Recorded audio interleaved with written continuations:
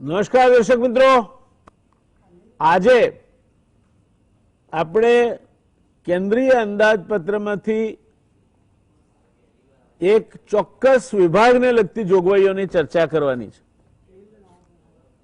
કહેવાય છે પહેલું સુખ તે જાતે ન રહ્યા. આમ તો આપણામાં ચાર સુખ ગણાય. પહેલું સુખ તે જાતે ન રહ્યા, બીજું સુખ તે ઘેર દીકરા, એટલે દીકરી હોય પણ દીકરા જેવી જ ગણાય અત્યારે. પહેલું સુખ તે જાતે ન રહ્યા, બીજું સુખ તે ઘેર દીકરા, ત્રીજું સુખ તે કોઠીએ જાર, અને ચોથું સુખ સુલક્ષણા નાર. પતિ પત્ની સંવાદિત થતી રહેતા હોય તો સંસાર એકદમ સરળતાથી ચાલે.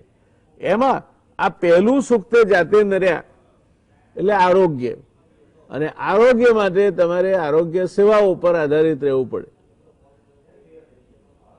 આરોગ્ય સેવાઓને લગતી વાત કરીએ આપણે, એટલે સ્વાભાવિક રીતે જ આરોગ્ય સેવા પાછળ કેન્દ્રીય બજેટ જે આવ્યું એ 34 લાખ કરોડમાંથી કેટલા ખર્ચાવાના છે એની આપણને ચિંતા થાય. ત્યારે આજે એની ચર્ચા કરવી છે ને 3 નિષ્ણાતો સાથે કરવી છે, કારણ કે આરોગ્ય એ પાયાનો સુખાકારી માટેનો વિષય છે. શરીર માધ્યમ ખલુ ધર્મ સાધનમ. જો તમારું શરીર જ સારું ના હોય તો બાકીની કોઈ વસ્તુમાં તમને મજા ના આવે. એટલે આજની ચર્ચા હેલ્થ બજેટ એટલે કે નાણામંત્રી દ્વારા રજૂ કરવામાં આવેલ અંદાજપત્રમાં આરોગ્ય સેવાઓ સુધારવા માટેની વિવિધ યોજનાઓ તેમજ તે પાછળ થનારા ખર્ચ અંગે કરવામાં આવેલ જાહેરાતને અનુસંધાને આવનાર સમયમાં સ્વસ્થ ભારત અંગેની પરિસ્થિતિ કેવી રહેશે એની ધારણા મૂકવાનો આપણો પ્રયાસ રહેશે. કેન્દ્રીય અંદાજપત્ર આવે એના એક દિવસ પહેલા આર્થિક સર્વેક્ષણ આવે, એને ઇકોનોમિક સર્વે કહે છે. આ સર્વે દેશના આર્થિક વિકાસના લેખાજોખા રજૂ કરી સત્તાવાર રીતે દેશની અર્થવ્યવસ્થાના ચિત્ર અંગે જાણકારી આપે છે. આ આર્થિક સર્વેક્ષણ મુખ્ય આર્થિક સલાહકાર અને એમની ટીમ તૈયાર કરે છે. આ મહત્વના દસ્તાવેજને નાણાં પ્રધાન દ્વારા સંસદમાં રજૂ કરવામાં આવે છે. ચાલુ સાલે રજૂ થયેલ ઇકોનોમિક સર્વેમાં જાહેર આરોગ્ય પરનો ખર્ચ જીડીપીના 3% જેટલો કરવાની સલાહ આપવામાં આવી હતી. આ આર્થિક સર્વેક્ષણમાં કહેવામાં આવ્યું છે કે આરોગ્ય સેવા ઉપર ખર્ચ વધારવાથી અત્યારે આરોગ્ય પાછળના ખર્ચનો 65% ભાગ સામાન્ય માણસે પોતાના ગજવામાંથી કરવો પડે છે, તે ઘટાડીને 35% કરી શકાય. દર્શક મિત્રો, જે મોટા છે, જેમની પાસે નાણાકીય સાધનોનો વ્યાપ વધારે છે, એમને અનેક સવલતો પ્રાપ્ત છે. ક્યાંક એ ખર્ચો એમની કંપનીમાં નાખી શકે છે, ક્યાંક એમને પક્ષ તરીકે પ્રાપ્ત હોય એમાં એ ખર્ચો જઈ શકે છે, અને કંઈ નહીં તો મેડિક્લેમની પોલિસી થકી કેશલેસ સારવાર કરાવી શકે છે. મધ્યમ અને ગરીબ વર્ગના માણસ પાસે આ સવલત હોતી નથી. એને ફરજિયાત રીતે મહદઅંશે સરકારની હોસ્પિટલો, સરકારની જે આંતરમાળખાકીય સવલતો છે એનો લાભ લીધા સિવાય ચાલતું નથી. અને સરકારની આ આંતરમાળખાકીય સવલતો એને એક સ્તરની બનાવવાની હોય તો જેમ અમદાવાદમાં સિવિલ હોસ્પિટલ છે, યુએન મહેતા હોસ્પિટલ છે, કિડની રિસર્ચ ઇન્સ્ટિટ્યૂટ છે કે કેન્સર રિસર્ચ ઇન્સ્ટિટ્યૂટ છે, એની માફક સુસજ્જ બનાવવી પડે. આજે દેશની સારામાં સારી સંસ્થાઓ પોતાના ક્ષેત્રે જે કામ કરે છે એ ક્ષેત્રે આ ચારેય સંસ્થાઓ કામ કરે છે. કિડની હોસ્પિટલની આપણે વાત કરીએ તો દુનિયામાં કોઈ એક જગ્યાએ કિડની ટ્રાન્સપ્લાન્ટેશન થતા હોય તેમાં સૌથી વધારે ટ્રાન્સપ્લાન્ટેશન અમદાવાદમાં આપણી કિડની હોસ્પિટલમાં થાય છે, અને લગભગ 100% સફળતા સાથે થાય છે. હવે તો લીવર ટ્રાન્સપ્લાન્ટ પણ ત્યાં થાય છે. સ્પ્લિટ લીવર ટેકનોલોજીથી ટ્રાન્સપ્લાન્ટ કરવાનું પણ ત્યાં થાય છે. આપણી cancer institute, Gujarat cancer research સોસાયટીના ઉપક્રમે સ્થપાયેલી કેન્સર માટેની હોસ્પિટલ એ દેશની એક સારામાં સારી હોસ્પિટલ છે એમ કહેવામાં જરાય અતિશયોક્તિ નથી.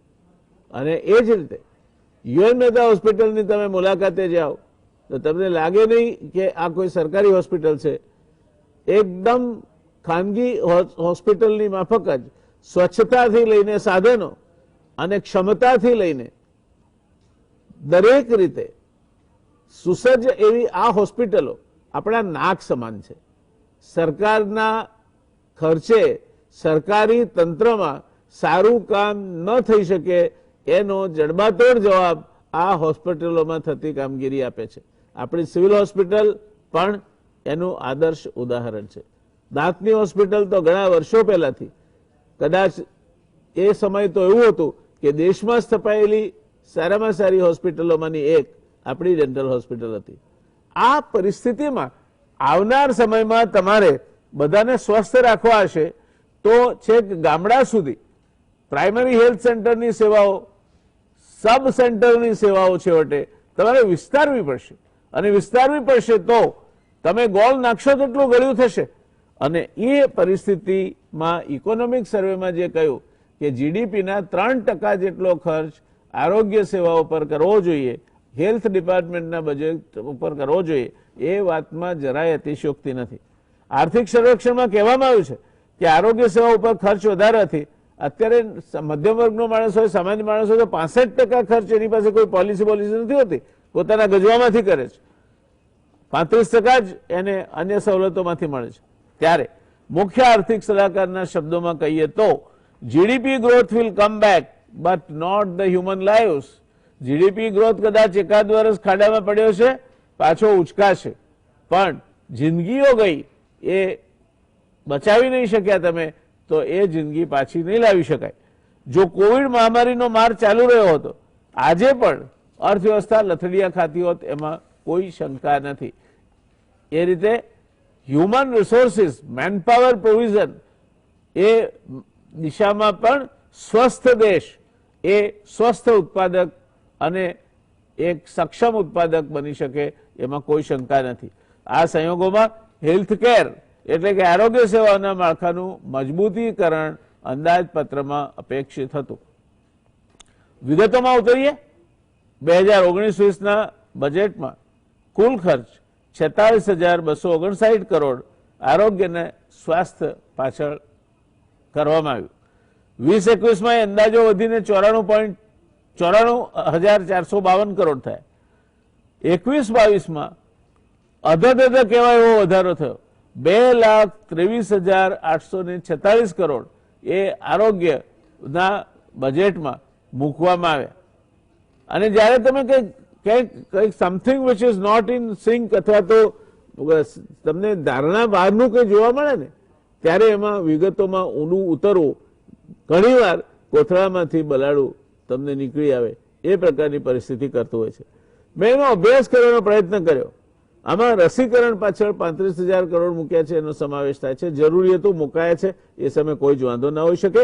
પણ આ પેલા 2,23,846 કરોડ ને જ્યારે આપણે અગાઉના વર્ષના 94,452 કરોડ સાથે સામે સરખાવીએ ત્યારે 35,000 કરોડની બાદબાકી કરવી પડે. પાણી અને સ્વચ્છતા પાછળ ફોરેન કરન્સી ગ્રાન્ટ 36,022 કરોડ, આરોગ્ય માટે 13,192 કરોડ, પીવાનું પાણી અને સેનિટેશન પાછળ વધારાનો ખર્ચ 38,512. એટલે સાહેબો, આ આરોગ્ય પાણીમાં ગયું છે એવું કહી શકાય. આરોગ્ય પાછળના જે ખર્ચાઓ આપ્યા છે એમાં ચોખ્ખા પેયજળ અને પીવાના પાણી માટેની સવલતો પાછળ ખર્ચાનાર રકમ પણ અગાઉના વર્ષોમાં નહોતી ઉમેરાઈ, તે ચાલુ વર્ષે ઉમેરવામાં આવી છે.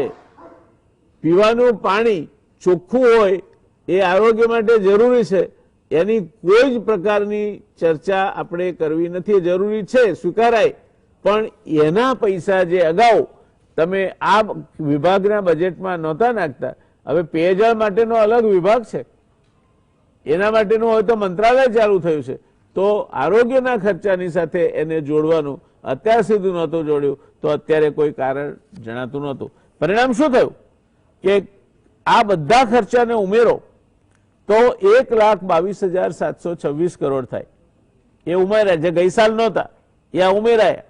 અને 2020-21ના અંદાજપત્રમાં ગઈ સાલ જે હતું પ્રોવિઝન, જે આપણે જેની વાત કરીએ છીએ કે કુલ પ્રોવિઝન ગઈ વખતે 94,452 કરોડ હતું, એમાં માત્ર 6,000 કરોડનો એટલે 6%થી થોડો વધારે ઉમેરો થયો છે.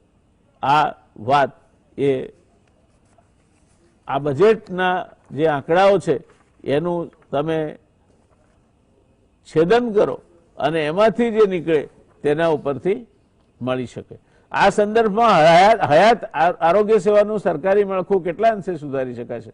6,000 કરોડનો તમારો વધારો થાય, એમાં આંતરમાળખાકીય સવલતો કેટલી સુધારી શકાશે? નીચલી આવકવાળો અને મધ્યમ આવકવાળો વર્ગ જે માંદગી પાછળ 2/3 ભાગનો ખર્ચ પોતાના ગજવામાંથી કરે છે, તેને કેટલી રાહત આપી શકાય છે? આ પરિપ્રેક્ષમાં આપણે આજની ચર્ચા કરવાની છે.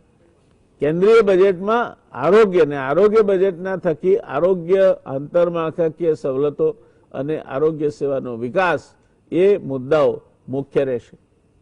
આ ચર્ચા માટે આપણી પાસે એક વિદ્વાન પેનલ છે. આપણી સાથે છે doctor Dilipbhai Mavalankar, director Indian institute of public health, preventive and social મેડિસિન્સમાં એમડી થયા છે. અમેરિકાની John Hopkins school of hygiene and public હેલ્થમાંથી MPH અને ડોક્ટર ઓફ પબ્લિક હેલ્થની પદવી, કોલંબિયા યુનિવર્સિટી, WHO, યુનિસેફ સહિતની વિશ્વની પ્રતિષ્ઠિત સંસ્થાઓમાં કન્સલ્ટન્ટ તરીકેનો દિલીપભાઈ બહોળો અનુભવ ધરાવે છે. ડોક્ટર હેમંત કુમાર શાહ, એકેડેમિશિયન અને સાથે સાથે એક વિચારક તરીકે એક મોટું નામ હેમંત કુમાર શાહનું આજે મૂકી શકાય. હેમંતભાઈ આપણી સાથે જોડાવાના છે. ડોક્ટર રાજેશ ચંદવાણી, ડોક્ટર રાજેશભાઈ આપણી સાથે પહેલી વાર જોડાય છે. રાજેશજી, આપનું સ્વાગત છે. આપ અમારી સાથે પહેલી વાર જોડાઓ છો. We are happy, very happy to have you on this show. Rajeshbhai associate professor છે IIM અમદાવાદમાં. બરોડા મેડિકલ કોલેજમાંથી પેડિયાટ્રિક્સમાં MD થયા છે. ગ્રામ્ય અને શહેરી વિસ્તારમાં પબ્લિક હેલ્થ સેક્ટરમાં પેડિયાટ્રિસ્ટ તરીકે કામ કરી ચૂક્યા છે. IIM બેંગલુરુમાં અભ્યાસ કર્યો છે અને અમદાવાદ IIMમાં હ્યુમન રિસોર્સ મેનેજમેન્ટના એસોસિએટ પ્રોફેસર છે. આમ ત્રણેય નિષ્ણાતો એ પોતપોતાની રીતે એકદમ આ વિષયને ન્યાય આપી શકે એવી ક્ષમતા ધરાવતા ખમતીધર વિદ્વાનો છે, એમ કહીએ તો એમાં જરાય અતિશયોક્તિ નથી. ચર્ચાની શરૂઆત કરીશું. હેમંતભાઈ, આપથી કરીએ. થોડોક એકેડેમિક પ્રશ્ન છે, પણ મારે આપથી શરૂઆત કરવી છે. આ વખતના અંદાજપત્રમાં આરોગ્ય સેવાઓ માટે કરવામાં આવેલી ફાળવણી અંગે આપને શું કહેવું છે? ઇકોનોમિક સર્વે 3% કહ્યું GDP, ખરેખર કેટલી ફાળવણી કરવામાં આવી છે? આપણે આપણી પ્રસ્તાવનામાં ઘણા બધા મુદ્દાઓ કયા છે, એમાં હું થોડાક મુદ્દાઓ ઉમેરું છું. નાણાપ્રધાને પોતાના પ્રવચનમાં એમ કહ્યું કે 2,24,000 કરોડ રૂપિયાની જોગવાઈ આવતા વર્ષ માટે કરી છે અને ચાલુ વર્ષ કરતા એ 136%નો વધારો બતાવે છે. હવે આ બાબતને ખરેખર વધારે સારી રીતે સમજવાની જરૂર છે. એમણે જે રકમ બતાવી ગયા એનું હેડિંગ, એનું શીર્ષક માર્યું છે હેલ્થ એન્ડ વેલબિંગ, આરોગ્ય અને સુખાકારી.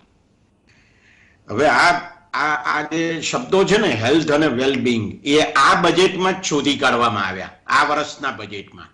એટલે એ આવતા વર્ષના બજેટમાં ચાલુ રાખવામાં આવ્યા. એમાં આરોગ્ય અને પરિવાર કલ્યાણ મંત્રાલય એનો જ ખર્ચ ઉમેરાય છે એવું નથી, પણ આરોગ્યલક્ષી સંશોધન, આયુષ કાર્યક્રમ, પીવાનું પાણી અને સફાઈ અને પોષણ માટેના ખર્ચનો સમાવેશ થઈ જાય છે. એટલે આ મંત્રાલયના ખર્ચમાં બીજા 2 મંત્રાલયના ખર્ચા ઉમેરવામાં આવ્યા છે. સામાન્ય રીતે આપણે જ્યારે આરોગ્ય માટેનું ખર્ચ એમ કહીએ છીએ ત્યારે કોઈક વ્યક્તિ બીમાર પડે અને પછી એની સારવાર કરવા માટે જે કંઈ ખર્ચ થાય એને સામાન્ય રીતે આપણે આરોગ્ય માટેના ખર્ચ તરીકે ઓળખીએ છીએ. અને ભારત સરકાર પણ અત્યાર સુધી, એટલે 2020-21 સુધી એમ જ ગણતી હતી, પણ હવે એક નવી પદ્ધતિ ઉમેરાઈ એટલે એમાં આ બધી બાબતોનો સમાવેશ પણ કરી નાખવામાં આવ્યો છે. એક બીજો મુદ્દો પણ એમાં ધ્યાનમાં લેવો જોઈએ કે 2,24,000 કરોડ રૂપિયામાં ભારત સરકાર આરોગ્ય માટે, પાણી અને પોષણ માટે વગેરે માટે જે કંઈ પૈસા નાણાં પંચની ભલામણ મુજબ આપવાની છે રાજ્ય સરકારોને, એનો પણ સમાવેશ થઈ ગયો છે. અને 35,000 કરોડ રૂપિયા આપે કહ્યું તેમ કોરોના વેક્સિન માટે જે ખર્ચવાના છે એનો પણ સમાવેશ થઈ ગયો છે, જે મોટે ભાગે આવતે વર્ષે ખર્ચવાના થશે નહીં. એટલે મને એવું લાગે છે કે આરોગ્ય શબ્દમાં, હેલ્થ શબ્દમાં વેલબિંગ ઉમેરીને એક મોટી ભ્રમણા ઊભી કરવામાં આવી છે. પાણી કે પોષણ માટેનું ખર્ચ એ સીધું કોઈ રોગોની સારવાર માટે નું ખર્ચ નથી, એની સાથે સંકળાયેલું ખર્ચ નથી. એટલે બીમાર માણસની સારવાર માટે જે ખર્ચ થાય સરકારને, એ જ ખરેખર તો આરોગ્ય માટે થયેલું ખર્ચ ગણાય. હવે એને જો આપણે ધ્યાનમાં લઈએ તો કેન્દ્રના આરોગ્ય અને પરિવાર કલ્યાણ મંત્રાલયનું નવા વર્ષનું જે બજેટ છે એ 71,269 કરોડ રૂપિયા છે. ચાલુ વર્ષે એ 78,866 કરોડ રૂપિયાનું છે રિવાઇઝડ એસ્ટિમેટ મુજબ. એટલે એનો અર્થ એવો થયો કે ચાલુ વર્ષે જે અંદાજ કરવામાં આવ્યો છે એના કરતા પણ આવતે વર્ષે 10,000 કરોડ રૂપિયા આરોગ્ય અને પરિવાર મંત્રાલય એ ઓછા ખર્ચ છે. આ લગભગ 9% જેટલો ઘટાડો છે. બીજો એક મુદ્દો પણ આપણે જરા ધ્યાનમાં લેવો જોઈએ. આર્થિક સર્વે એવું કહે છે કે આવતા વર્ષે ભારતની જીડીપી એ 15.4% વધવાની છે. ચાલુ ભાવોએ, સ્થિર ભાવોએ નહીં પણ ચાલુ ભાવોએ 15.4% વધવાની છે. હવે જો જીડીપી આટલી બધી વધવાની હોય અને આરોગ્ય અને પરિવાર કલ્યાણ મંત્રાલય કે જે સારવાર માટેનું ખર્ચ કરે છે એ ભાવ એ ઘટવાનું હોય તો આપણી પરિસ્થિતિ ક્યાં આવીને ઊભી રહે એ આપણે જોવાની જરૂર છે. એક બીજો મુદ્દો પણ ધ્યાનમાં લેવો જોઈએ કે જે રાષ્ટ્રીય આરોગ્ય નીતિ મોદી સરકારે બહાર પાડી છે 2017માં, એના ફકરા નંબર 2.4.3.1 એમાં એવું કહ્યું છે કે આરોગ્ય પાછળ જીડીપીના 2.5% જેટલું ખર્ચ 2025 સુધીમાં ખર્ચવામાં આવશે. એટલે 2017માં વાત કરી છે, 8 વર્ષ આપ્યા છે અને એમાં એમ પણ કહેવામાં આવ્યું છે કે અત્યારે 1.25% જેટલું જ ખર્ચ થાય છે. હવે નવા વર્ષ માટે જે અંદાજવામાં આવ્યું છે, નવા વર્ષની જો જીડીપી આપણે 210 લાખ કરોડ રૂપિયા ગણીએ તો જીડીપીના ફક્ત 0.38% જેટલી રકમ થાય છે. એટલે જો આ રીતે કેન્દ્ર સરકાર આરોગ્ય માટે ખર્ચ કરવાની હોય તો પછી 2.5% લક્ષ્યાંકને ક્યારે પહોંચી વળાશે? હા, એ વાત પણ મહત્વની છે કે આ જે નીતિ બહાર પાડવામાં આવી છે 2017માં, એમાં ક્યાંય એવું કહ્યું નથી કે આજે 2.5% ખર્ચ કરવાનું છે, એમાં પોષણ, પાણી અને સફાઈ એ બધાનો પણ સમાવેશ થઈ જશે એવું કહ્યું નથી. અને માની લઈએ કે નાણાપ્રધાન જે આંકડો આપે છે 2,24,000 કરોડનો, એ બધો ખર્ચ આપણે આરોગ્ય માટે થવાનો છે એવું માની લઈએ, ખરેખર એવું છે જ નહીં, તો પણ એ જીડીપીના 1.06% જેટલો જ ખર્ચ થાય છે. એટલે એ રીતે પણ 2025 સુધીમાં એ 2.5% કેવી રીતે થઈ શકશે, આ મોટો સવાલ છે. મને લાગે છે કે આરોગ્ય માટે જે કંઈ ખર્ચ ખિસ્સામાંથી કરવું પડે છે એ ઘણું મોટું છે લોકોને, અને આરોગ્ય માટે જે ખર્ચ થવું જોઈએ સરકાર દ્વારા એ થઈ નથી રહ્યું. પ્રાથમિક આરોગ્ય કેન્દ્રો, સામુદાયિક આરોગ્ય કેન્દ્રો, રેફરલ હોસ્પિટલો, જિલ્લા હોસ્પિટલો, સિવિલ હોસ્પિટલો, આ બધાને માટે સરકારે પોતે નક્કી કરેલા ધોરણ અનુસાર જે ખર્ચા થવા જોઈએ એ ખર્ચા નથી થતા. આપણે સૌ જાણીએ છીએ કે ડોક્ટરો નથી, નર્સો નથી, આ બે હોય તો દવા નથી, આ બધું હોય તો પીવાના પાણીની વ્યવસ્થા નથી. એવા પ્રાથમિક આરોગ્ય કેન્દ્રો આપણને ખબર છે ગુજરાતમાં પણ છે. એટલે એ દ્રષ્ટિએ મને લાગે છે કે આરોગ્ય માટેનું જે ખર્ચ કરવામાં વિચારવામાં આવ્યું છે એ મૂળભૂત રીતે સારી આરોગ્ય વ્યવસ્થા ગરીબોને માટે, વંચિતોને માટે કે પીડિતોને માટે ઊભી કરે એવું લાગતું નથી. ધન્યવાદ. હેમંતભાઈ, તમે ખૂબ મહત્વની બાબતો અંગે છણાવટ કરી. આના પરથી એક વસ્તુ તો સ્પષ્ટ બને છે કે 2.5% અને લગભગ 1%, એટલે હજુ 1.5% જેટલો માર્ગ આપણે નાણામંત્રીએ કાપવાનો જ્યારે બીજું બજેટ રજૂ કરે તે દરમિયાન 2025 સુધીમાં બાકી રહેશે. આ દરમિયાનમાં શું થશે, શું નહીં થાય, એની અસર શું પડશે, એની ચર્ચા કરીશું આપણે માવલંકર સાહેબ પાસે. પણ દર્શક મિત્રો, ત્યાં સુધી રોકાવું પડશે નાનકડા કમર્શિયલ બ્રેક માટે. મળીએ કમર્શિયલ બ્રેક બાદ. તરત જ આ રસપ્રદ ચર્ચામાં ડોક્ટર માવલંકર સાહેબને પૂછીશું આપણે કે આ under provision of the required financial રિસોર્સિસની આરોગ્ય વિભાગ અને એના બજેટ પર અને એની આરોગ્ય સેવાઓ પર શું અસર થાય. નમસ્કાર દર્શક મિત્રો, આપણા સૌના આરોગ્યને સ્પર્શતી કેન્દ્રીય બજેટમાં આરોગ્યલક્ષી સેવાઓ માટેની જોગવાઈઓની ચર્ચા આપણે કરી રહ્યા છીએ. પ્રોફેસર હેમંતભાઈ શાહને આપણે સાંભળ્યા. હવે જઈશું આપણે પ્રોફેસર માવલંકર સાહેબ પાસે. ડોક્ટર માવલંકર સાહેબ, આપે હેમંતભાઈને સાંભળ્યા હશે ધ્યાનથી. આર્થિક સર્વેક્ષણ એમ કે છે કે જો અત્યારે સામાન્ય અને નિમ્ન આવકવાળા લોકો પોતાના આરોગ્ય પાછળ 65% ખર્ચો ગજવામાંથી કરે છે, એ ઘટાડીને ત્રીજા ભાગનો કરે ત્યાં સુધી લાવવું હોય તો 3% જીડીપી એ આરોગ્ય સેવાઓ પાછળ ખર્ચવો પડે. હજુ આપણે 1% ઉપર ડચકા ખાઈએ છીએ. આપને શું લાગે છે આની આરોગ્ય સેવાઓ પર અસર શું થાય? અને સામાન્ય માણસના જે પેલા 65% કે 66% ગજવામાંથી ખર્ચે છે, એમાં આ જે બજેટ આવ્યું એના કારણે એને ગજવામાંથી ખર્ચો કરવાનું કેટલું ઓછું થાય?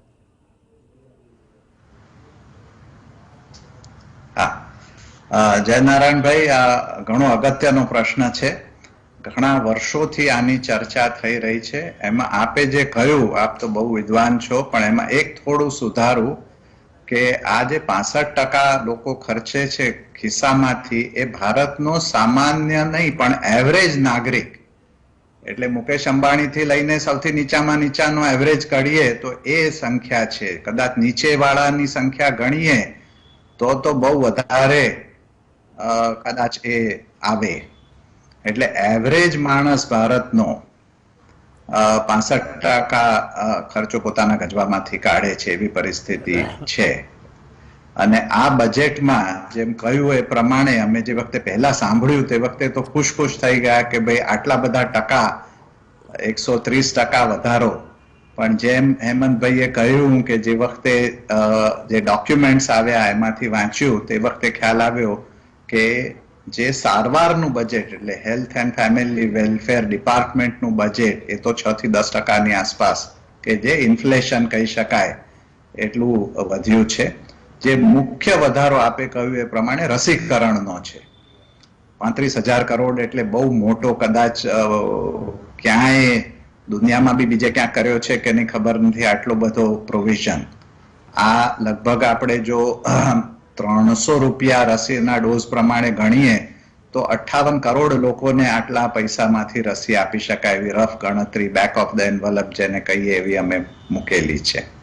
1 વર્ષમાં થઈ શકશે એવું બહુ જ મહેનત કરીએ તો થઈ શકે કદાચ. બીજું જે પાણી અને ગટર વ્યવસ્થા, એનો જે ખર્ચો વધાર્યો છે, બજેટ વધાર્યું છે, ઓલમોસ્ટ 3 ગણું બજેટ કરેલું છે. 20,000 કરોડમાંથી 60-61,000 કરોડ. એ બહુ સારી વસ્તુ છે. એનાથી લોકોનું આરોગ્ય ચોક્કસ સુધરે, જેને આપણે સોશિયલ ડિટર્મિનન્ટ્સ ઓફ હેલ્થ કહીએ છીએ. પણ જેમ આપણે વાત કરી કે સારવાર માટે પાણીનો ઉપયોગ થતો નથી, એટલે સારવારની જે આ મુશ્કેલી પડે છે લોકોને, દવા મળતી નથી, એ ઇશ્યુ હજુ રહેશે. એ સાથે એક બીજું કે પ્રાઇમ મિનિસ્ટર આત્મનિર્ભર સ્વસ્થ ભારત કરીને એક સ્કીમ 6 વર્ષની, આ મેં પહેલી વાર કદાચ પહેલા બજેટોમાં આવું સાંભળ્યું નહોતું કે 1 વર્ષના બજેટમાં 6 વર્ષની અનાઉન્સમેન્ટ કરી છે. 64,180 કરોડ રૂપિયા 6 વર્ષમાં વપરાશે, જેમાં જુદા જુદા આરોગ્ય કેન્દ્રો, હોસ્પિટલો, મોટી હોસ્પિટલો, મેડિકલ કોલેજને વધારે સુદૃઢ કરવી, નવી ઇન્સ્ટિટ્યુશન્સ ઊભી કરવી, નવા રોગો આવે એનું ઝડપથી નિદાન થાય એની વ્યવસ્થા, એ બધું પણ એમાં લખેલું છે. એટલે આમાં શું થશે અને પહેલા વર્ષમાં કેટલો ખર્ચો થશે, કદાચ પહેલા વર્ષમાં ઓછો થાય, પછીના વર્ષમાં વધતો જાય. એટલે એક સોનાનું કિરણ દેખાઈ રહ્યું છે કે ભાઈ પહેલા જ કોઈ પણ બજેટમાં આરોગ્ય નો વારો 13મો 14મો ઇકોનોમિક ટાઈમ્સના નાના નાના કોલમોની વચ્ચે ક્યાંક ખોવાઈ ગયેલો એકાદ પેરેગ્રાફ આવતો હતો આટલા વર્ષોમાં. જ્યારે આ વખતે નિર્મલા સીતારામને ઓપનિંગ બેટ્સમેન જે વખતે આવે અને એ રીતે છગ્ગો મારે એમ અનાઉન્સમેન્ટ હેલ્થની કરી અને આપે કહ્યું કે આરોગ્ય એ સુખાકારીનો પાયો છે એવું સરકારને માન્ય થયું એવું લાગ્યું કોવિડના એપિડેમિક પછી. બીજું એક એમણે એક એવો પેરેગ્રાફ પણ મૂક્યો છે કે આ તો અમે પ્રોવિઝન કર્યું છે, હજુ જરૂર વધારે પડશે તો વધારે પણ ખર્ચો કરીશું. એટલે એ એક વધારે સારો પાસું છે. પણ એ વસ્તુ તો છે જ કે આપણે બહુ જ ઓછો ખર્ચો બીજા બધા દેશો કરતા કરીએ છીએ અને એને લીધે લોકો ઉપર બહુ જ બોજો પડે છે. દર વર્ષે લગભગ 6 કરોડ લોકો બીમારીને લીધે ગરીબીની રેખાની નીચે જતા રહે છે, કારણ કે એમને જુદા જુદા ખર્ચા થાય છે. ઓફકોર્સ આજે PMJY કાર્યક્રમ આવ્યો છે એમાંથી કદાચ એનો થોડો ફાયદો થયો હશે છેલ્લા 3-4 વર્ષથી, પણ હજુ પણ બજેટમાં વધારે કરવાની જરૂર છે. એ ઉપરાંત પૈસાની વ્યવસ્થા એક છે, પણ રિફોર્મ્સ જે બીજા બધા ક્ષેત્રોમાં અનાઉન્સ થયા છે જુદા જુદા, એમાં પણ આરોગ્યમાં મોટા પાયે રિફોર્મ્સ કરવાની જરૂર છે. જેમ કે પબ્લિક હેલ્થની આખી કેડર, હોસ્પિટલ મેનેજમેન્ટની કેડર, આરોગ્ય શિક્ષણની એક આખી વ્યવસ્થા, કારણ કે આપણે આમાં જોયું કોરોનામાં કે મુખ્ય કામ તો આરોગ્ય શિક્ષણનું હતું. માસ્ક પહેરો, હાથ ધુઓ, સોશિયલ ડિસ્ટન્સિંગ રાખો, એ કોઈ ડોક્ટર કરવાના નથી, આરોગ્ય કર્મચારીઓ કરવાના છે.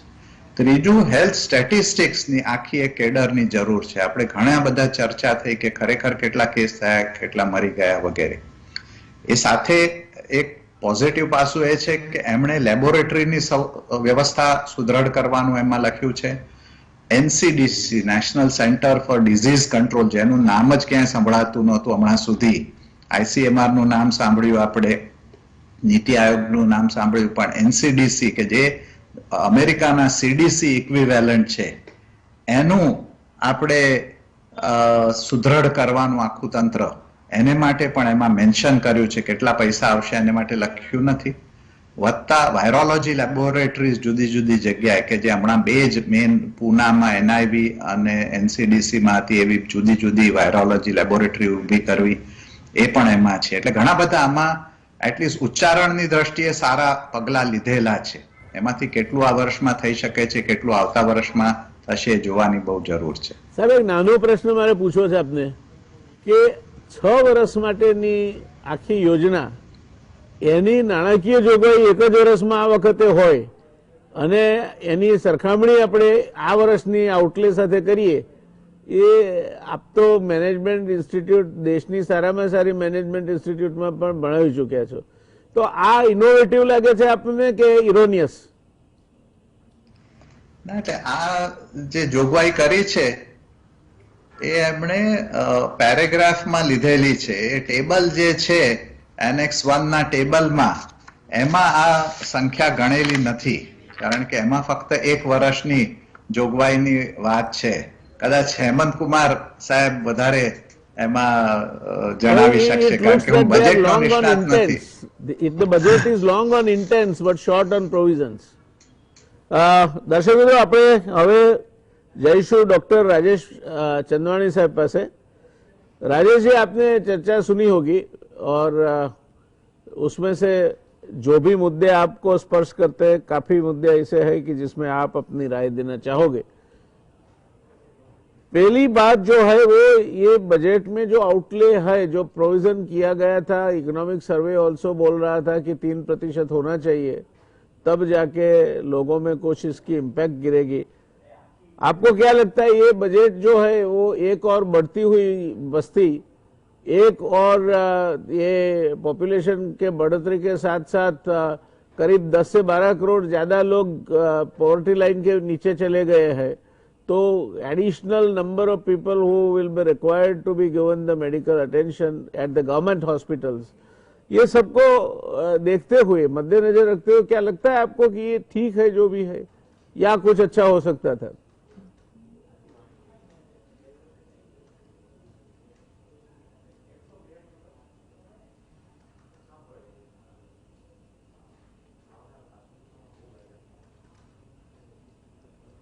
करना चाहूंगा मावलंकर साहब से कि एटलीस्ट रेटोरिक जो बोलते हैं बोलने में, एटलीस्ट बातों में तो ये बजट एक तरह से पॉजिटिव किरण लाता है, कारण कि એમાં આરોગ્ય અને આપણે સારવાર કરીએ અને પ્રિવેન્શન કરીએ, કેર અને ક્યોર બંને સાથે, પ્રિવેન્શન અને ક્યોર બંને સાથે મેળવીએ તો જ આપણો ઓવરઓલ હેલ્થનો પ્રોગ્રેસ દેખાય. તો ઓવરઓલ બંને સાથે મળીને ચલીએ તો સારું છે. પણ એક પ્રોબ્લેમ છે કે તમે કીધું કે જ્યારે ક્યોરની જરૂરત વધારે પડશે તો આપણે ક્યાંથી એને પૈસા ખાલી 6% to 10% ઇન્ક્રીઝમાં આપણે નહીં કરી શકીએ. હમણાં તો 35,000 કરોડનો પેલો વેક્સિન માટે છે, પણ એક પોઝિટિવ વાત એ છે કે નેક્સ્ટ યર આ 35,000 કરોડ વેક્સિનનો થશે નહીં અને આ ટોટલ 35,000 કરોડ કદાચ ક્યોરમાં આવી જાય तो ये पॉजिटिव रीते दिखाई सके. हमारे पास 64 + 35 हो जाएगा नेक्स्ट ईयर. तो आ वखते कारण कि कोरोना હતો આપણે 35,000 કરોડ વેક્સિન માટે ખર્ચ કરવું પડે છે, પણ next year this budget will be available for cure also. तो एक पॉजिटिव बात ये है. दूसरी पॉजिटिव बात ये है कि पब्लिक हेल्थ जो केडर की बात हो रही है, जो हेल्थ बिहेवियर चेंज की बात होती है, तो जब हम डॉक्टर सेंट्रिक केयर देते हैं, जैसे જ્યારે કોરોના ઇનિશિયલ ડેઝમાં આપણે કીધું કે કેટલા બધા વેન્ટિલેટર જોઈએ, કેટલા બધા ડોક્ટર જોઈએ, કેટલા બધા આપણે આઈસીયુ બેડ જોઈએ, અને પછી જોયું કે સપોઝ આ હેલ્થકેર વર્કર જે ફ્રન્ટલાઇન હેલ્થકેર વર્કર છે એ સારી રીતે કમ્યુનિકેટ કરે અને પબ્લિક હેલ્થ સ્ટ્રેટેજી આપણે સારી રીતે બનાવીએ તો આટલા બધા ડોક્ટર સેન્ટ્રિક કેરની જરૂરત ના પડે, એટલે આટલું બધું ખર્ચો બચી જાય. તો સપોઝ આને આ ખર્ચો ઓછું છે, there is no doubt about it, but આ જો પણ ખર્ચો કરીએ છે એને સપોઝ સારી રીતે કરીએ અને મેનેજ સારી રીતે કરીએ, આ ખર્ચાને જે ટાર્ગેટ કરવાનું હોય છે એ સારી રીતે ટાર્ગેટ કરીએ ક્યાં ખર્ચો કરવાનું છે, તો આ બજેટમાં પણ સારી રીતે આપણે આપી શકીએ. એક બીજો એક મેઇન મુદ્દો એ છે કે વર્લ્ડ ઓવર મોટા ભાગે સરકારો શું કરી રહી છે, પ્રોવિઝન માંથી ખસીને ફાઇનાન્સિંગ પર જતી રહી છે. તમે એટલા બધા હોસ્પિટલ ગણાવ્યા, આપણું kidney hospital, UN Mehta civil hospital, આ બધા હોસ્પિટલ જે છે બહુ જૂના છે. હવે શું થાય છે કે મોટા ભાગે સરકાર જે PMJAY છે એ ટાઈપની સ્કીમ લાવીને પ્રાઇવેટ સેક્ટરને આપે કે તમે પ્રોવાઈડ કરો, અમે ફાઇનાન્સ કરીશું. તો પ્રોવિઝનથી ખસવાનું એ તો વર્લ્ડ ઓવર ચાલી રહ્યું છે કે સરકારો મોટા ભાગે પ્રોવિઝન ઓછું કરીને ફાઇનાન્સિંગ પર જતી રહી છે એન્ડ માર્કેટ ડ્રિવન ઇકોનોમી આવી રહી છે. તો એના માટે PMJAY નો જે આપણે પ્રોવિઝન છે એ વધારવું જોઈએ હતું, પણ આ વખતે કદાચ ખબર નહીં આટલું બધું વધારવું PMJAY માં નથી થયું. મોટા ભાગે નેક્સ્ટ યર આની બહુ જ વધારે જરૂરત પડશે, કારણ કે જેવી રીતે બધા લોકો PMJAY માં એનરોલ થશે, એની અવેરનેસ વધશે, લોકો સારવાર લેશે, પછી ફાઇનાન્સિંગની જરૂરત તો સરકારે પ્રોવાઈડ કરવી પડશે. તો મોટા ભાગે નેક્સ્ટ યર બહુ મોટું ઇન્ક્રીઝ કરવું પડશે PMJAY માટે. જી ધન્યવાદ. હેમંતભાઈ, આપે આપની આખી પેનલની આપની ચર્ચા સાંભળી, ડોક્ટર માવલંકર સાહેબને સાંભળ્યા અને એ જ રીતે ડોક્ટર રાજેશભાઈને સાંભળ્યા. નાણામંત્રી એવું માનતા લાગે છે કે કોવિડ હવે પૂરો થઈ ગયો છે. આપનું શું માનવું છે? કારણ કે એમણે કોઈ પણ જોગવાઈ રસીકરણ સિવાય બીજા કશા માટે રાખી નથી. એટલે કોરોનાની મહામારી પૂરી થઈ ગઈ છે એવું તો એમણે માની જ લીધું છે ને એ મુજબ જ એમણે જે રાબેતા મુજબની જોગવાઈ થતી હોય આરોગ્યના બજેટમાં એવી રીતે જ એમણે જોગવાઈ કરી છે. એટલે મને એમ લાગે છે કે આરોગ્યના સંદર્ભમાં જે કંઈ મુસીબતો અત્યારે સામાન્ય લોકોને પડી રહી છે એ બધી મુસીબતો પડવાનું ચાલુ જ રહેશે. આપણે એક મુદ્દો કયો, 6 વર્ષ માટે 64,180 કરોડ રૂપિયાના બજેટની જોગવાઈ કરી છે. હવે જે ભારત સરકારનું મેન્યુઅલ છે, બજેટ મેન્યુઅલ, પ્રણવ મુખર્જી જ્યારે નાણાપ્રધાન હતા ત્યારે એમણે બજેટ મેન્યુઅલ બહાર પાડેલું. એ જે જૂનું હતું તે નવું કરેલું. હવે એમાં રૂલ ઓફ લેપ્સિસ એટલે બાકી રહી જવાનો નિયમ, એવો એક નિયમ છે બજેટ મેન્યુઅલમાં.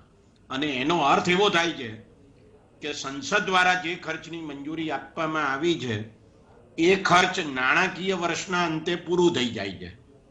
આગામી નાણાકીય વર્ષમાં જે ખર્ચ પહોંચી વળવા માટે ચાલુ વર્ષે ખર્ચાયેલી રકમ એ બાદ કરવામાં આવતી નથી. એટલે ન વપરાયેલું તમામ ભંડોળ એ નાણાકીય વર્ષના અંતે પૂરું થઈ ગયેલું ગણાય. એટલે 64,180 કરોડમાંથી જો આ વર્ષે 10,000 કરોડ ખર્ચવાના હોય તો એમ સમજવાનું કે આ કાર્યક્રમ માટે આ વર્ષે 10,000 કરોડ ખર્ચાયા. આવતા વર્ષનું અને બાકીના 5 વર્ષનું એ નાણાપ્રધાન જાણે, સરકાર જાણે અને એ કાર્યક્રમ જાણે. આ બજેટ તૈયાર કરવાનો નિયમ છે અને બજેટમાં ખર્ચ કરવાનો નિયમ છે. એટલે આ મોટો આંકડો બોલવો અને ભ્રમ ફેલાવવો એવું કદાચ આમાં હોઈ શકે.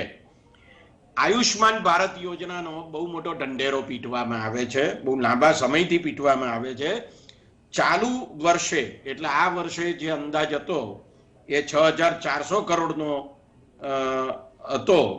અને મુસીબત એ છે કે આ જે ખર્ચ છે એ ખર્ચમાં બહુ ઝાઝો વધારો કરવામાં આવ્યો નથી.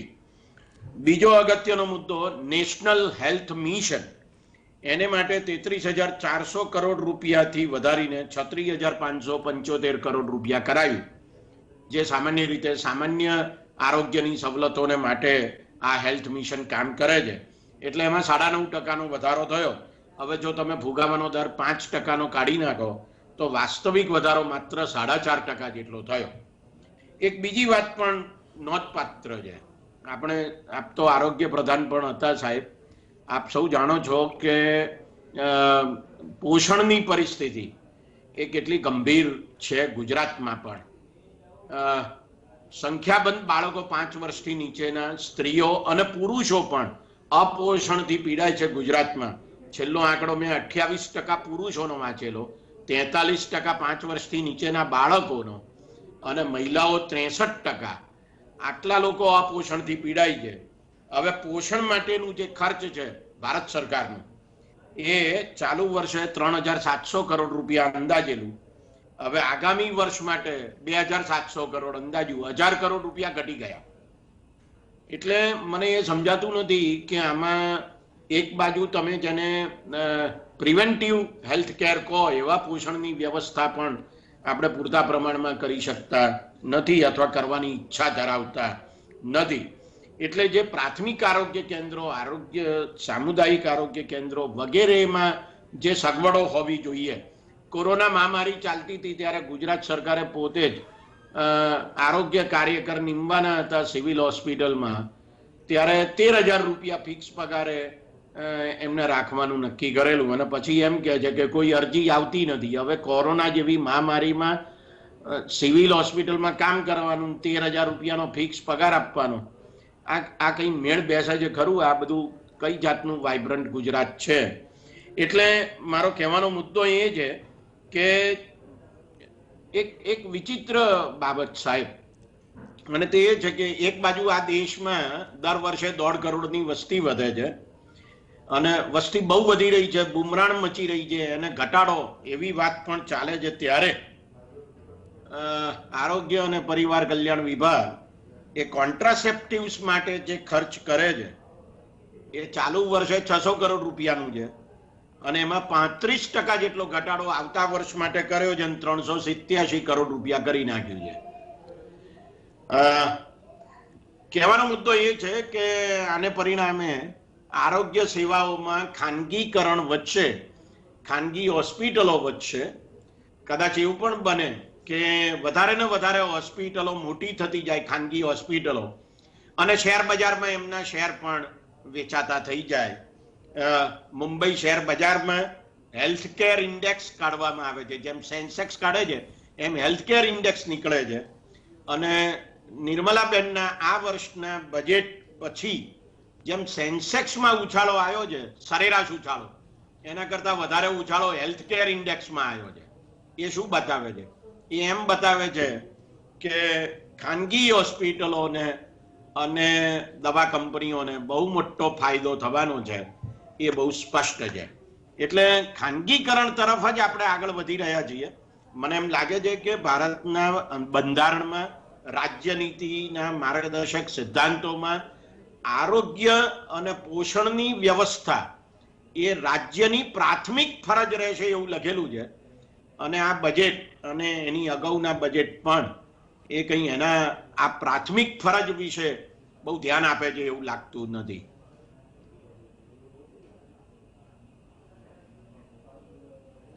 બરાબર. તો આપણે જે કહ્યું કે આ ખર્ચો ઘટશે, બીજી બાજુ ફુગાવો થશે, ત્રીજી બાજુ પગારો વધવાના છે. એટલે આમે અત્યારે પણ ભારત સરકાર રૂપિયામાંથી લગભગ 55 થી 60 પૈસા જેટલો ખર્ચો એ પગારો અને નોન પ્રોડક્ટિવ ખર્ચાઓ પાછળ કરે છે.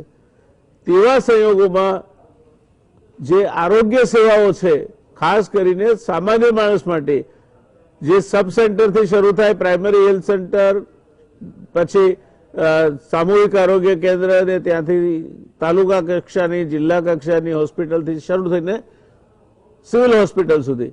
તો આવનાર સમયમાં આપ એવું માનો છો કે એમને ફંડ માટે કાં તો રાજ્ય સરકારે વધારે પૈસા આપવા પડશે, કાં તો આ હોસ્પિટલો નાણાંની મોટી તંગી અનુભવશે?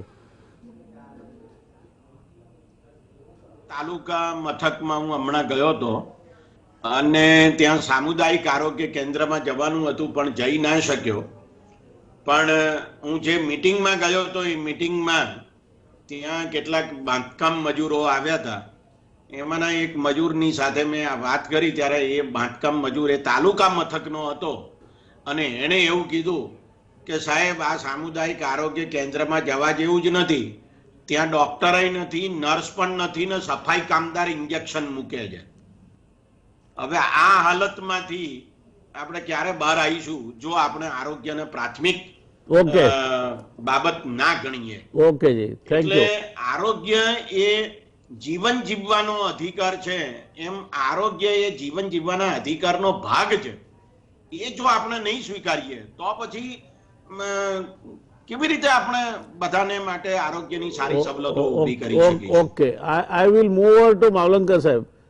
સાહેબ, આમાં એક વાત જે હેમંતભાઈએ કહી તે મારા મગજમાં પણ ક્યારની ગુમરાહ કરે છે કે એક સમય પ્લાનિંગ કમિશનને, અત્યારનું નીતિ આયોગ, પણ આ જે પ્રોજેક્શન છે પ્લાનિંગ કમિશનના છે કે 2025 સુધીમાં 6.5 લાખ ડોક્ટર અને 22.5 લાખ નર્સિસની કમી રહેશે. એટલે એક બાજુ જે ડોક્ટર્સ છે, પેરામેડિકલ સ્ટાફ છે, એની પૂરતી ઉપલબ્ધિ નથી રહેવાની, બીજી બાજુ મોટી સંખ્યામાં જગ્યાઓ ખાલી છે.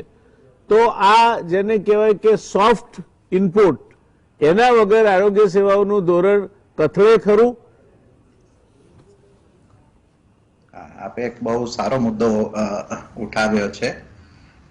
આરોગ્ય સેવાઓ, એમાં કામ કરતા ડોક્ટરો, નર્સો, ટેકનિશિયન્સની ક્વોલિટી ઉપર બહુ જ આધાર રાખે છે. સમહાવ આપણે ત્યાં ઘણા વખતથી પ્લાનિંગમાં ફિઝિકલ ઇન્ફ્રાસ્ટ્રક્ચર, બિલ્ડિંગો બનાવવા ઉપર બહુ જ ધ્યાન આપવામાં આવે છે. એ ગણવામાં આવે છે કેટલા બિલ્ડિંગ બન્યા કે નહીં, કે કેટલી સર્વિસ ઊભી થઈ. એટલે એક આ માનસિક પરિવર્તનની બહુ જરૂર છે આપણા બ્યુરોક્રેસીમાં, પોલિટિકલ સિસ્ટમમાં. તમને એક જ દાખલો આપું. આજે શહેરમાં ટ્રાફિક જામ થતો હોય તો ક્યાંક ફ્લાયઓવર બનાવવામાં આવે છે, ને હવે તો ઘણા ફ્લાયઓવરો બની રહ્યા છે, લાંબા લાંબા. એક ફ્લાયઓવર 25 થી 50-75 કરોડ સુધી જેટલો મોટો હોય એટલો બને છે. જ્યારે એક હેલ્થ સેન્ટર 50 લાખથી 1 કરોડમાં બની શકે. એટલે એક ફ્લાયઓવર જો આપણે ઓછો બનાવીએ તો એક જ શહેરમાં 50 કે 25 હેલ્થ સેન્ટર આપણે બનાવી શકીએ. એટલે એ એક ખાસ ધ્યાન રાખવાની બાબત છે કે બિલ્ડિંગો બનાવવાથી વ્યવસ્થા સુધરતી નથી આરોગ્યની, પણ લોકો એમાં જે કામ કરે છે એ એમનો પગાર, એમનું ટ્રેનિંગ, એમનું સુપરવિઝન, એમને જે સાધન સામગ્રી જોઈએ, જેમ આર્મીમાં કહેવાય છે કે એક સૈનિક લડવા માટે બીજા 10 માણસોની જરૂર પડે છે, એમ એક ડોક્ટરને પૂરેપૂરું વ્યવસ્થિત કામ કરવા માટે બીજા 10 લોકોની જરૂર પડે છે. એ સિદ્ધાંત આપણે જો સમજીએ અને એ પ્રમાણે પ્લાનિંગ કરીએ તો વધારે સારી રીતે થાય. ડોક્ટરોની કમી તો છે જ, પણ રાજેશભાઈએ જે ડોક્ટર રાજેશભાઈ જે પ્રમાણે કહ્યું એ પ્રમાણે આપણે જો નર્સિસને વધારે સારું ટ્રેનિંગ આપીએ, અને મેં તો એક બજેટ પહેલા એવું પણ લખ્યું હતું કે આજે એવી જરૂર છે કે દરેક ગામડામાં એક ફૂલ ટાઈમ ક્વોલિફાઈડ નર્સ કેમ આપણે આપી શકતા નથી. ભારતના 5.5 લાખ ગામ છે. ડોક્ટરો ભૂલી જાવ નહીં, કદાચ ગામડામાં કોઈ જશે નહીં, તમે ગમે તેટલા પેદા કરશો તો પણ, કારણ કે એટલું બધું એનું ટ્રેનિંગ એક જુદા પ્રકારનું છે, એનો એક મોભો જુદા પ્રકારનો છે.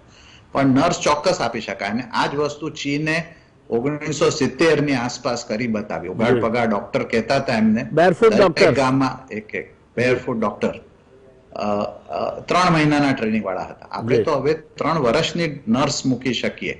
નર્સની કોસ્ટ તમને 25,000 30,000 એક નર્સને આપો તો ખુશીથી ગામડા કદાચ કામ કરે, પણ ડોક્ટર રાખવા હોય તો તમને 60 70 80,000 આપો તો બી કદાચ ગામડામાં ન જાય.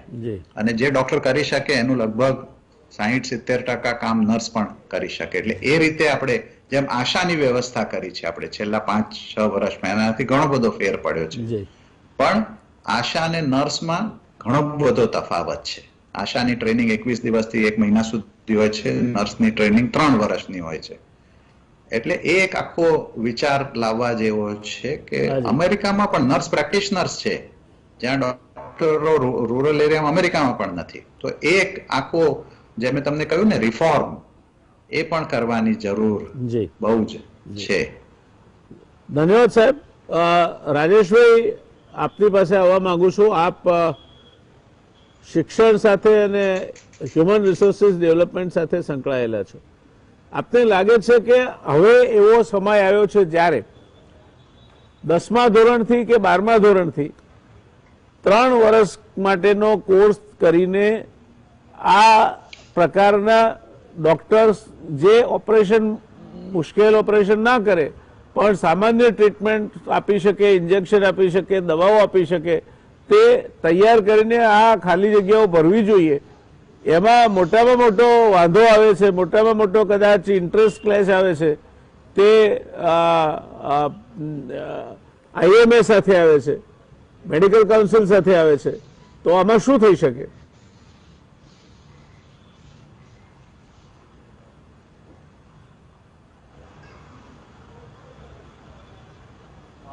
પ્રોફેસર માવલંકર સાહેબે જે કીધું, HR પ્લાનિંગ સારી રીતે કરીએ તો આપણે જે ખર્ચો કરીએ છીએ 1% હોય એમાં પણ આપણે બહુ વધારે આરોગ્ય સેવાઓ પહોંચાડી શકીએ છીએ. તો એમાં સપોઝ આપણે HR પ્લાનિંગ, આશા વર્કર છે ને, એ આશા વર્કર કમ્યુનિટી સાથે જોડાયેલી હોય તો આશા વર્કર બિહેવિયર ચેન્જ માટે બહુ સારી રિસોર્સ છે. પણ નાનું જે ક્યુરેટિવ નાની સર્જરી, IND કરીએ, પસ થઈ જાય તો ડ્રેન કરીએ, નહીં તો ઇન્જેક્શન મૂકવાનું હોય, આ બધું મૂકવા માટે આ બધું પ્રોસિજર, નાની પ્રોસિજર્સ અને નાની બીમારીઓને ટ્રીટ કરવા માટે નર્સ પ્રેક્ટિશનર જે કેડર સાહેબે વાત કરી એ બહુ જરૂરી છે. કારણ કે સપોઝ 12th પછી તમે BSc નર્સિંગ એ કરીને 3 વર્ષ પછી એમને ગામડામાં મૂકી દો, અને ટેકનોલોજી છે હવે ટેલિમેડિસિન તો કોરોના પછી તો બિલકુલ રૂટીન થઈ ગયું છે. બહુ બધા લોકો ટેલિમેડિસિન પર કનેક્ટ કરે છે ગામડામાં પણ. તો આ નર્સ કેડર, જે નર્સ પ્રેક્ટિશનર ઊભી કરીએ તો આપણે જે IMA અને ઇન્ડિયન મેડિકલ કાઉન્સિલ અને ઇન્ડિયન મેડિકલ એસોસિએશન જે કહે છે કે આપણી આઈડેન્ટિટી પર ખતરો છે. સપોઝ આપણે 3 વર્ષ પછી કોઈ માણસ MBBS ની જગ્યા જઈને ત્યાં કામ કરે અને એને ડોક્ટર બોલીએ તો આપણે શું આઈડેન્ટિટી એટલે ઓળખાણમાં ખતરો થાય તો બહુ મુશ્કેલ થાય આપણે ઓવરઓલ HR ઇસ્યુઝ જે ઊભા થાય એને સારી રીતે ડીલ કરવામાં. એના કરતા સપોઝ 1 નર્સ પર વિલેજ સાહેબે એકવાર વાત કરી હતી મારે પણ જોડે પણ એ 1 નર્સ પર વિલેજ આપણે જે બેરફૂટ ડોક્ટર કહીએ એની જગ્યા 1 નર્સ પર વિલેજ પણ મૂકી શકાય અને ટ્રેનિંગ ઓફ નર્सेस સારી રીતે કરી શકાય તો બહુ જ ઓછા ખર્ચાથી આપણે એટલે બેસ્ટ નહીં પણ બેસ્ટ પોસિબલ આપણે સર્વિસ પ્રોવાઈડ કરી શકીએ. એમાં મેઇન મુદ્દો એ છે કે આજે તમે જોજો નર્સિંગ કોલેજ બહુ બધી બંધ થઈ રહી છે પણ મેડિકલ કોલેજ બહુ બધી ખુલી રહી છે તો આપણે વધારે ડોક્ટર સેન્ટ્રિક થઈ રહ્યા છે પણ ઓવરઓલ જે સરકાર છે એ પ્રોવિઝનથી ખસી રહી છે, ફાઇનાન્સિંગ પર જતી રહી છે. તો આ જે બંને થોડુંક ડાયકોટોમી ચાલે છે એને સુધારવા માટે નર્સિંગ અને ફ્રન્ટલાઈન વર્કર્સ પર જો જોર ડાલીએ તો આપણે આ ખર્ચાથી જેટલું થાય એટલું કરી શકશું પણ જે વધારવાનું છે ખર્ચો અને આઉટ ઓફ પોકેટ જે ગજવામાંથી ખર્ચ થાય એને ઓછો કરવા માટે ઓવરઓલ ખર્ચો તો વધારવું પડશે. There is no doubt about it. Ji, we hope કે નેક્સ્ટ ટાઈમ. ધન્યવાદ રાજેશભાઈ. દર્શક મિત્રો, બે મુદ્દા આ ચર્ચાના અંતે ઉપસીને સપાટી પર આવે છે. એક, આરોગ્ય સેવાઓ પાછળનું બજેટ ઘણું ઓછું છે અને એને વધારવાની જરૂર છે. જો નહીં વધારાય તો આજે જે સવલતો પાંખી છે, દવાઓની પૂરતી ઉપલબ્ધિ નથી થતી, એ જ પરિસ્થિતિ આવનાર સમયમાં વધુ ખરાબ થશે તેવું દેખાઈ રહ્યું છે. બીજો અગત્યનો મુદ્દો એ છે કે આ દવાઓ હોય, બધું જ હોય, હોસ્પિટલ હોય, દવાઓ હોય, બધું હોય, પણ જો એને વાપરનાર યોગ્ય રીતે નહીં હોય તો શું થાય? તો ડોક્ટરોની તો તંગી છે, ડોક્ટરો ગામડામાં જવા તૈયાર નથી.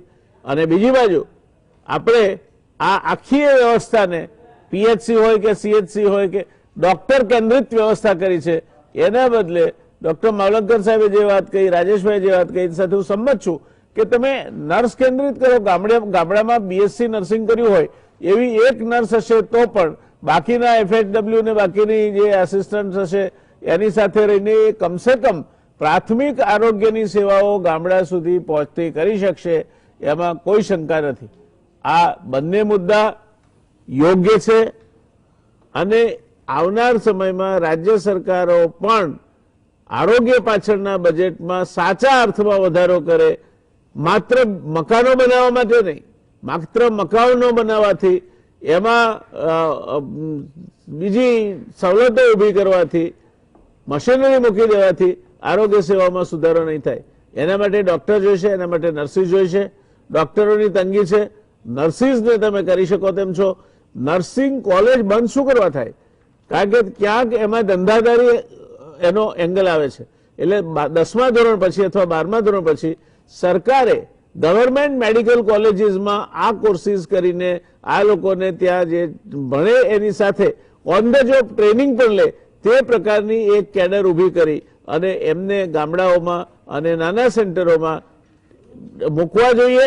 તો દવાઓ હશે તો એને વાપરનાર ડોક્ટર પણ મળી રહેશે અને માણસ સરવાળે, ગરીબ માણસ, મધ્યમ વર્ગનો માણસ દવા વગર નહીં રહે, મુશ્કેલીમાં નહીં મુકાય. દોસ્તો, આજે આ ચર્ચાને આપણે અહીંયા અટકાવીશું. ખૂબ અગત્યની વાતો થઈ છે. ડોક્ટર રાજેશભાઈ, પ્રોફેસર હેમંતકુમાર અને ડોક્ટર માવલંકર સાહેબ ત્રણેય આ મુદ્દે ખૂબ રસપ્રદ સૂચનો કર્યા છે. તમને પણ ગમ્યા હશે. ક્યાં જોડો ડંખે છે એ તમારા પણ ખ્યાલમાં આવ્યું હશે. તો મળતા રહીશું એક નવા વિષય સાથે. આવતીકાલે શેર બજાર ખરેખર તેજીનો તોખાર બનીને કૂદકો મારશે કે પછી પરપોટો બનીને ફૂટી જશે, એની વિશદ ચર્ચા અને આવનાર સમયમાં રોકાણકારો માટે શેર બજાર કેવું રહેશે એની તલસ્પર્શી ચર્ચાઓ અને સૂચનો આવતીકાલની ચર્ચામાં આવરી લઈશું. મળીએ આવતીકાલે એક નવી પેનલ સાથે શેર બજારને લગતી ચર્ચા માટે. શુભરાત્રી, શબ્બા ખેર.